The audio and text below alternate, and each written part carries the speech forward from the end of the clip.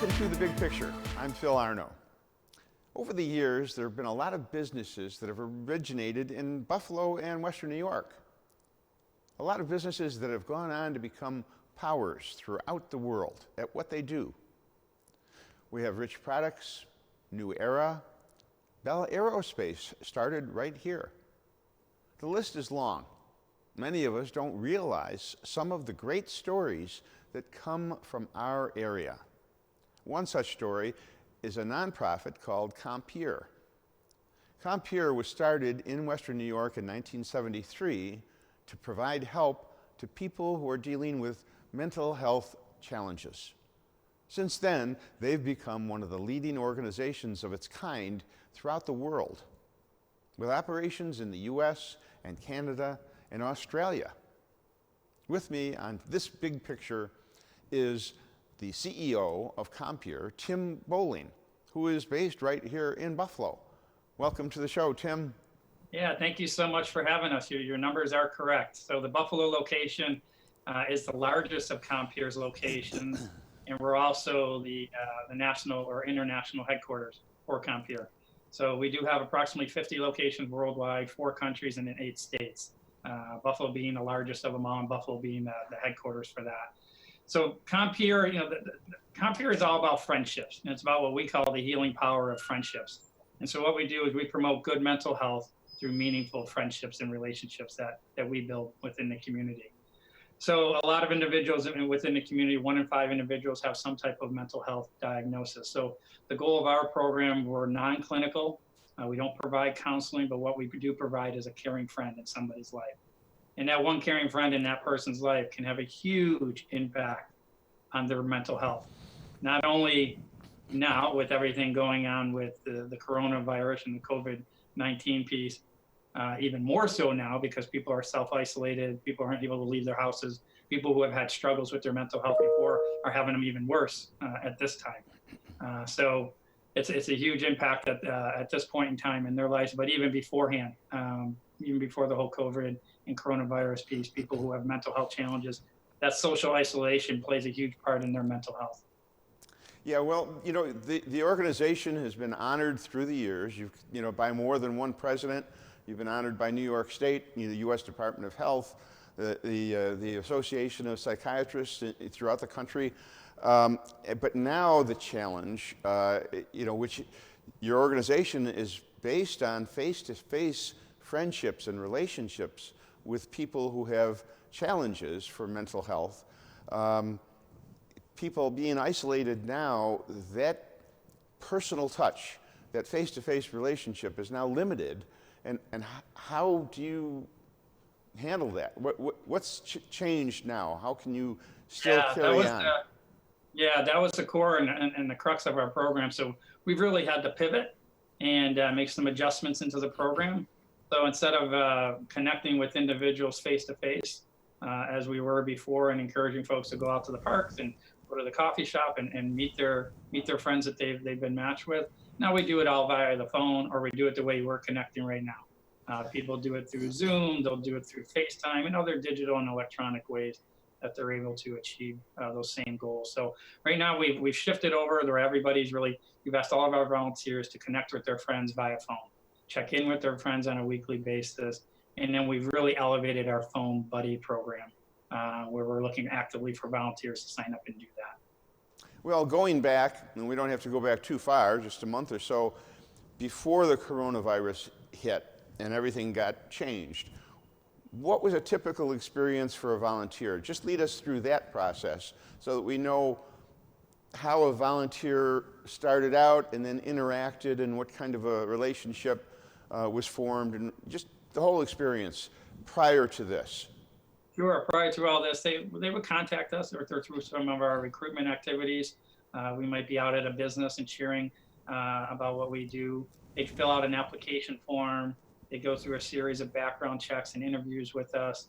Then we make a match with them on somebody that they're interested in and somebody who has indicated in our program who has a diagnosed mental illness and something that they're looking for from the person that they're being matched with as well.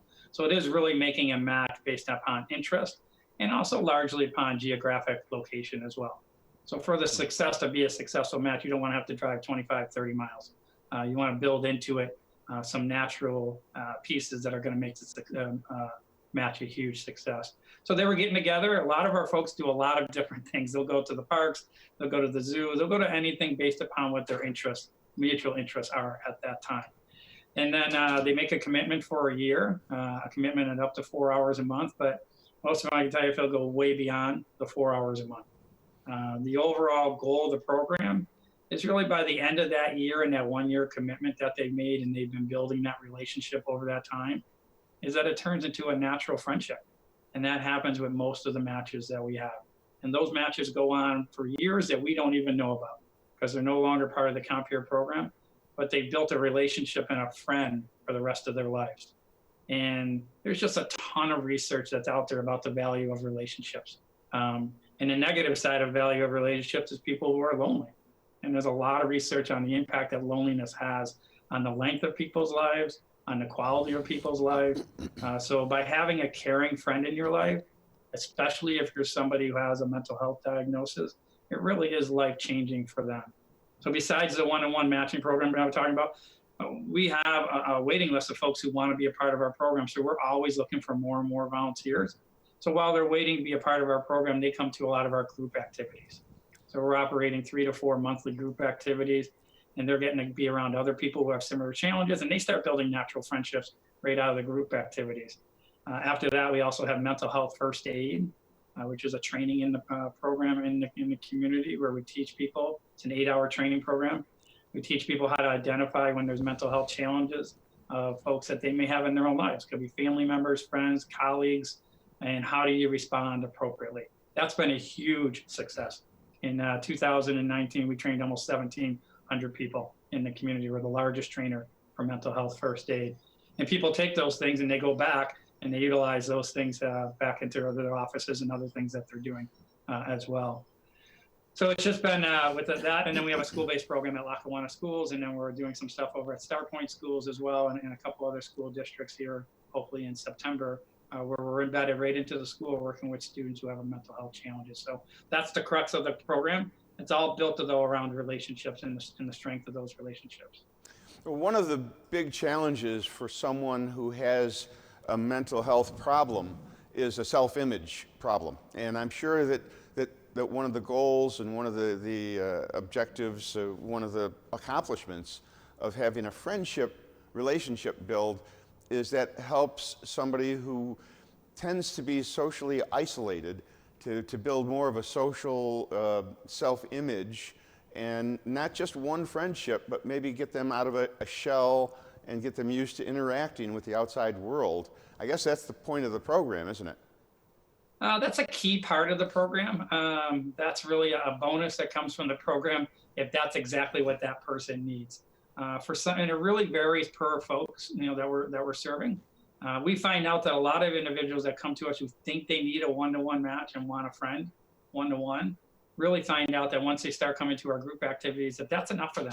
They don't really necessarily need that one-to-one match. But you're right on there. A lot of individuals, if you can, for folks that we serve, if you can get them back out and be more comfortable in meeting other people and building that kind of that friendship base and having more friends that they're reaching out to. Many times when you have a mental health challenge or diagnosis, unfortunately, a lot of people that you did have as friends don't want to be your friends anymore.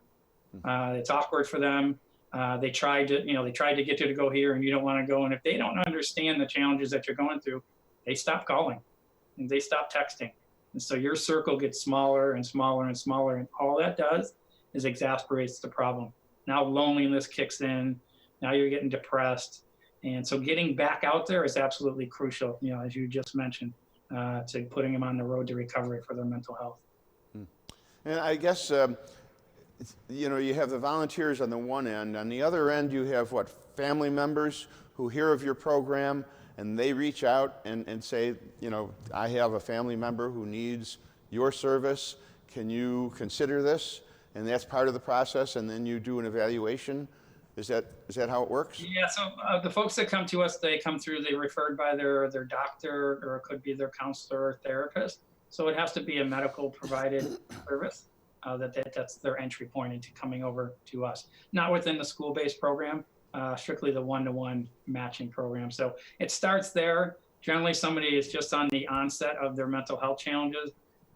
Some family member says, you know what, you should go talk to your doctor. They go to their doctor says, well, you're really lonely. Do you have any friends? And they say, no. And they say, well, maybe you should contact Compeer. They will match you with somebody who will be there for you, who will check in on you, who will make sure that you're doing the things that you need to be doing.